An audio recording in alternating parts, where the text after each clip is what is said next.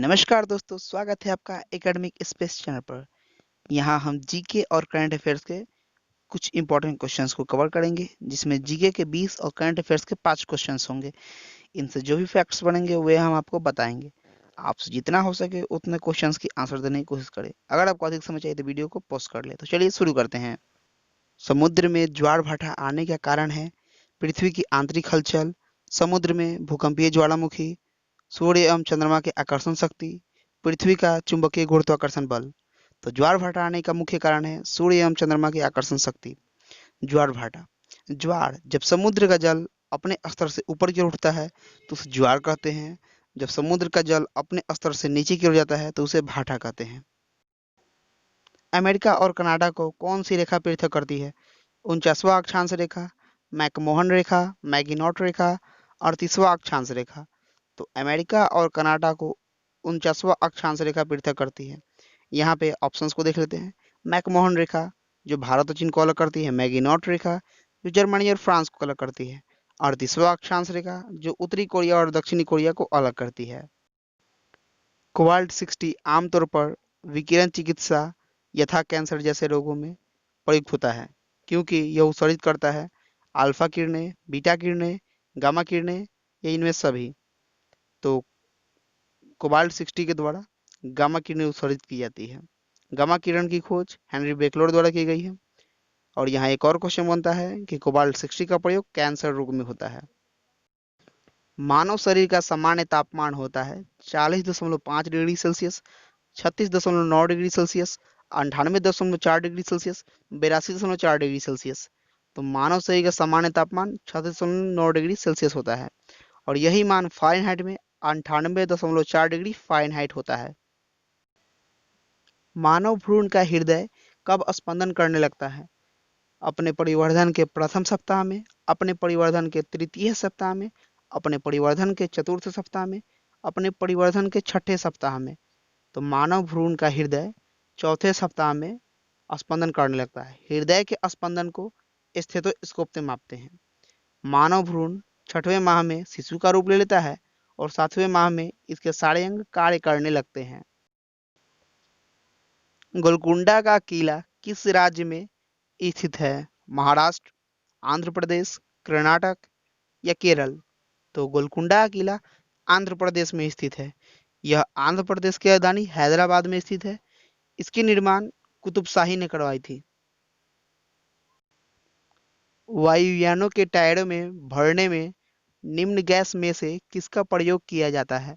Hydrogen, helium, nitrogen, neon. तो वायुयानों के टायरों में हीलियम गैस का प्रयोग किया जाता है, क्योंकि यह काफी हल्का होता है, इसलिए इसका प्रयोग किया जाता है। पर्वत K2 के नाम से जाना जाता है? एवरेस्ट, नंगा पर्वत, गार्डविन ऑस्टिन, नंदा देवी। तो गार्डविन ऑस्टिन को ही K2 कहा जाता है। यह भारत की सबसे ऊंची तथा विश्व की दूसरी सबसे ऊंची पर्वत है। इसकी ऊंचाई 8,811 मीटर है। छठी अनुसूची के तहत कौन एक ऐसा राज्य है जिसे जनजातीय प्रशासन के तहत सम्मिलित नहीं किया गया? मणिपुर, मेघालय, त्रिपुरा, मिजोरम। तो मणिपुर को जनजातीय प्रशासन के तहत सम्मिलित नहीं किया गया है। इसमें असम सम्मिलित है। इसके 4 राज्य हैं। इसे आप ट्री के तहत याद कर सकते हैं, जैसे तम्मा, टी से त्रिपुरा, एम से मिजोरम, एम से मेघालय, ए से असम। ये 4 राज्य जनजातीय प्रशासन के रूप में सम्मिलित हैं। भारत का देशांतरीय विस्तार कितना है? 68 डिग्री 7 मिनट ईस्ट से 97 degree 25 minute east, 65 degree 6 minute east से 95 degree 24 minute east, 62 degree 2 minute east से 92 degree 5 minute east, 61 degree 9 minute east से 91 डिग्री 6 मिनट ईस्ट। तो भारत देशांतरीय विस्तार 68 डिग्री 7 मिनट ईस्ट से 97 डिग्री 25 मिनट ईस्ट तक है और इसका अक्षांशीय विस्तार 8 डिग्री 4 मिनट उत्तर से 37 डिग्री 6 मिनट उत्तर तक है। पृथ्वी के केंद्र पर वस्तु का द्रव्यमान व भार दोनों शून्य होते हैं। द्रव्यमान अपरिवर्तित रहता है, भार शून्य होता है। द्रव्यमान शून्य होता है, भार अपरिवर्तित रहता है। द्रव्यमान और भार दोनों अपरिवर्तित होते हैं। तो पृथ्वी के केंद्र पर वस्तु का द्रव्यमान अपरिवर्तित रहता है और भार शून्य होते हैं। किसी भी वस्तु का द्रव्यमान में परिवर्तन नहीं होता है, उसके भार में परिवर्तन होता है। जैसे यदि किसी वस्तु का भार यहाँ पे 60 kg है तो उसका भार चंद्रमा पे उसका 1/6 यानी कि 10 केजी हो जाएगा। चाय की खेती के लिए कौन सी मिट्टी उपयुक्त होती है? काली मिट्टी, लेटेराइट मिट्टी, जलोढ़ मिट्टी या इनमें कोई नहीं? चाय की खेती के लिए लेटेराइट मिट्टी उपयुक्त होती है। यह इलायची की खेती के लिए भी उपयुक्त होती है। भारत में सबसे अधिक चाय का उत्पादन असम में होता है, जबकि सुगंधित चाय का उत्पादन दार्जिलिंग में होता है। निम्नलिखित में से सर्वप्रथम लिखने की कला विकसित की? सुमेर, मिस्र, ग्रीक या चीन? तो सर्वप्रथम लिखने की कला सुमेर में विकसित हुई। सुमेर वासियों ने सर्वप्रथम किलाक्षर लिपि में लिखना आरंभ किया। कागज का आविष्कार सर्वप्रथम चीन में हुआ था। भारत का यूरोप से व्यापार किस जलमार्ग द्वारा होता है? स्वेज नहर, पनामा नहर, कील नहर, अल्बामा नहर? तो भारत का यूरोप से व्यापार स्वेज नहर से होता है। स्वेज नहर लाल सागर को भूमध्य सागर से मिलाता है। इसका निर्माण 1898 में फर्डिनेंड ने करवाया था। समाजवादी, अखंडता एवं धर्मनिरपेक्षता शब्द जोड़े गए। 42वां संविधान संशोधन, 44वां संविधान संशोधन, 46वां संविधान संशोधन या 52वां संविधान संशोधन? तो 42वां संविधान संशोधन 1976 के अनुसार संविधान में समाजवादी, अखंडता, धर्मनिरपेक्षता शब्द जोड़े गए। दोस्तों, अगर आपको हमारी यह कोशिश अच्छी लगती है तो प्लीज़ आप हमें सपोर्ट करें। अगर आपको लगता है कि हम आपको अच्छे क्वेश्चंस और अच्छे एक्सप्लेनेशन प्रोवाइड कराते हैं तो प्लीज़ आप हमें सपोर्ट करें। हमारे इस चैनल को सब्सक्राइब करें, बेल आइकन को प्रेस कर लें, ताकि जब भी हम वीडियो अपलोड करें सबसे पहले आपके पास नोटिफिकेशन जाए। वीडियो अच्छी लगी तो लाइक करें। आप भी चाहते हैं कि आपके फ्रेंड्स अच्छे से पढ़ें तो उनके पास ये वीडियो जरूर शेयर करें। चलिए चलते हैं अगले क्वेश्चन की ओर। महात्मा गांधी ने भारत में पहली बार सत्याग्रह कहाँ किया? नालंदा, साबरमती, चंपारण या वैशाली? तो महात्मा गांधी ने भारत में सर्वप्रथम सत्याग्रह चंपारण में किया था। यह सत्याग्रह 1917 में हुई थी। महात्मा गांधी चंपारण किसान राजकुमार शुक्ल के कहने पर गए थे। वहां उन्होंने तीन कठिया व्यवस्था का विरोध किया और सत्याग्रह के दौरान उन्होंने किसानों को तीन कठिया व्यवस्था से मुक्त करवाया।